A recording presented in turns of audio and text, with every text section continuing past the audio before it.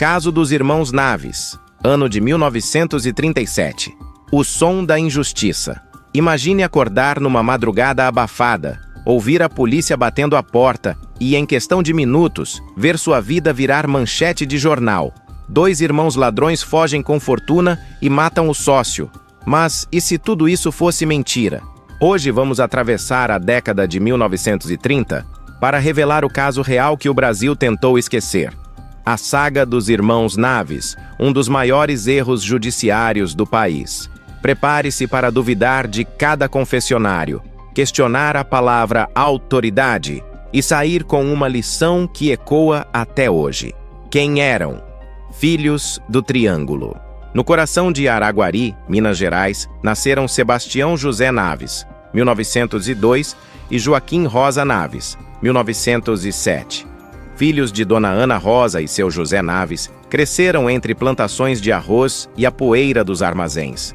Eram descritos como homens franzinos, trabalhadores, comprometidos com a família e com a fé simples do interior. No início dos anos 1930, abriram um pequeno comércio de cereais e, para crescer, associaram-se ao primo Benedito Pereira Caetano. Juntos, compraram um caminhão que cruzava estradas de terra, levando sacas de arroz até o Porto de Santos. Nenhum deles imaginava que aquele caminhão carregava também o estopim de uma tragédia. Cenário político. O Estado Novo se fecha. Getúlio Vargas decreta o Estado Novo. Liberdade de imprensa e garantias individuais viram peças de vitrine. Delegados civis são substituídos por oficiais militares com poderes quase ilimitados. As pequenas cidades mineiras, antes calmas, agora convivem com toques de recolher, interrogatórios sem mandado e prisões ex lege, em nome da segurança nacional. É nesse ambiente tóxico que Benedito, endividado e com medo de falir, vende seu estoque por preço de banana, coloca 90 contos de réis no bolso e some na noite de 29 para 30 de novembro. A notícia do sumiço vira boato de roubo. Em horas, o rumor se transforma em acusação formal contra os irmãos Naves. Investigação, quando a vítima virou culpado. Inicialmente, a Polícia Civil acha estranho o desaparecimento, mas não vê crime. Tudo muda quando chega a Araguari, o temido tenente Francisco Vieira dos Santos, o Chico Vieira, enviado de Belo Horizonte para resolver o caso. Vigoroso defensor da tortura como método de prova, ele manda fechar o armazém, leva Sebastião e Joaquim ao quartel e começa sessões diárias de espancamento. Para quebrar a resistência, amarra os 2 nus em frente à própria mãe e ameaça estuprá-la caso não confessem onde esconderam o dinheiro. O horror ultrapassa qualquer limite humano. Dias sem água, choques elétricos improvisados, unhas arrancadas.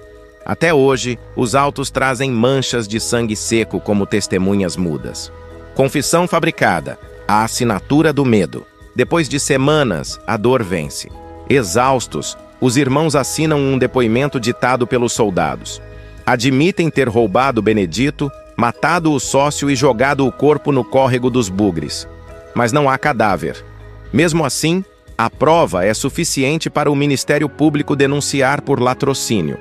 A mãe, Dona Ana Rosa, também é presa como cúmplice, mais um instrumento de pressão psicológica. Quando o advogado João Alame Filho finalmente consegue acesso ao processo, encontra páginas arrancadas, contradições de datas e laudos inexistentes. Ele recorre e o caso vai a júri popular em 1938. Julgamento. 1. A verdade sussurra. No tribunal, a população se divide. Metade quer linchar os réus. Metade duvida de militares vistos como heróis do regime. Testemunhas relatam gritos vindos do quartel, feridas abertas nas costas dos acusados, a mãe arrastada pelos corredores. O júri vota 6-1 pela absolvição. Mas a Constituição de 1937 tira a soberania do veredito popular. O Tribunal de Justiça ignora o resultado e marca um novo julgamento. Agora sob vigilância direta de Chico Vieira, que se senta na primeira fila, fuzilando com o olhar jurados e defesa. Julgamento 2. Veredito reverso. No segundo júri, as mesmas provas frágeis são reapresentadas, mas a atmosfera de terror faz diferença. Numa virada grotesca, os mesmos 6 votos que absolveram agora condenam. 25 anos e meio de prisão em regime fechado. A pena cai depois para 16 anos, mas o estrago moral já está feito. Sebastião e Joaquim são enviados ao presídio de Uberlândia. Dona Ana Rosa volta para casa com marcas físicas e psicológicas indeléveis. Alame promete recorrer até a última instância ou o último suspiro, mas descobre que na ditadura, instâncias superiores são vitrines do mesmo juiz, a baioneta. Os anos entre grades, ainda vivos, quase humanos. Atrás dos muros úmidos, o tempo corre devagar. De manhã, trabalho forçado no pátio. À noite, febre pela tuberculose que alastra nas celas. Joaquim adoece primeiro, tosse sangue, perde peso. Sebastião pede permissão para ler a Bíblia ao irmão. O carcereiro ri e bate a porta. Mesmo assim, começam a alfabetizar detentos, ensinam contas e rezas, viram líderes respeitados. Em 1945, com 8 anos e 3 meses cumpridos de pena, ganham liberdade condicional por bom comportamento. Mas, ironia brutal, estão livres, porém, sem reputação, sem dinheiro e ainda considerados assassinos do primo. A grande revelação: o morto volta para casa, maio de 1946. Estação ferroviária de Araguari ferve com rumores. Um homem desce do trem dizendo chamar-se José Alves Gomes. Mas quem olha 2 vezes jura ver Benedito Caetano, o assassinado. Ele confirma. Fugiu de vergonha das dívidas, viveu de bicos em Goiás e agora quer acertar contas. A notícia corre mais rápido que o apito da locomotiva. Multidões cercam a delegacia pedindo justiça. O inquérito é reaberto. Benedito admite que levou o dinheiro consigo. Ninguém roubou nada. O Estado tenta abafar o escândalo, mas jornais de Belo Horizonte e do Rio estampam: vítima ressurge e inocenta irmãos. A pressão faz o tribunal rever a sentença em 1953. Sebastião e Joaquim são oficialmente absolvidos. Desesperança tardia. A indenização que não cura. A absolvição, porém, não devolve saúde nem anos perdidos.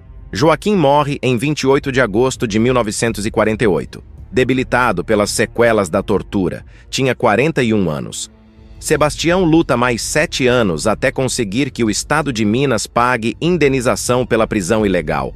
Dinheiro que chega quando sua mãe já quase não enxerga. Em setembro de 1964, ele também falece. Resta o advogado Alami para contar ao país o que viu. Seu livro, O Caso dos Irmãos Naves, vira filme em 1967, peça de teatro e referência obrigatória em faculdades de direito sobre erro judiciário. A moral, quando a lei vira algoz. O drama dos Irmãos Naves escancara um dilema que sobrevive a qualquer época. Quando o Estado concentra poder absoluto, a justiça vira pólvora nas mãos erradas. O caso mostra que confissão sob tortura não é prova, é ferida aberta. Júri popular só tem valor se seus veredictos forem respeitados. Direito de defesa é escudo do inocente e do próprio sistema contra si mesmo.